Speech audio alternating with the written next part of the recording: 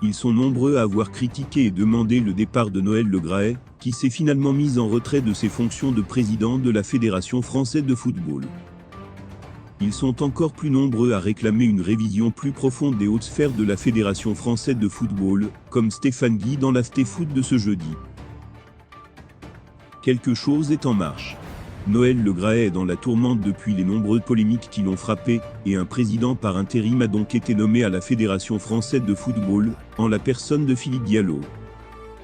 Ce dernier s'est d'ailleurs exprimé dans une longue interview publiée par l'équipe, déclarant notamment: le tumulte à la tête de la Fédération française de football masque une situation d'ensemble qui est bonne. Au micro de RMC Sport, Stéphane Guy a toutefois parlé d'un problème qui pourrait être plus important, et qui ne se limiterait donc pas au seul Noël Le Graët. Tous les membres du COMEX, rappelons-le, sont de la liste Le Graët. Il est facile aujourd'hui de tomber sur Le Graët, qui n'a besoin de personne, pour s'enterrer tout seul, a-t-il expliqué, dans l'After-Foot de ce jeudi soir. Il ne faudrait pas que l'arbre, Le Graët, cache la forêt, et que son départ qui est maintenant inéluctable ne serve finalement à rien.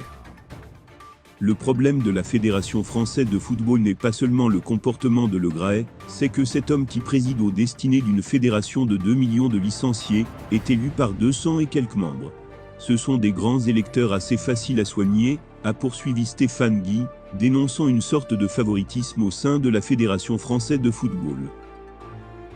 Ouest France de jeudi fait part d'un rapport réalisé après l'Assemblée fédérale à Nice, où on explique que tous les grands électeurs étaient parfaitement bien traités dans les restaurants, avec un bus pour se promener sur la promenade des Anglais, et faire des visites.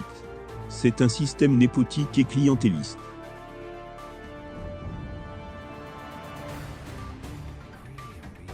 Visé par une lourde pénalité de qu'1 point en Serie A, suite à l'affaire des plus-values gonflées, la Juventus Turin voit enfin une bonne nouvelle pointer le bout de son nez.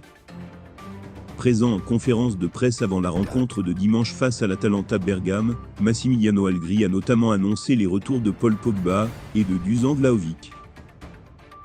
Nous avons maintenant la pression pour gagner.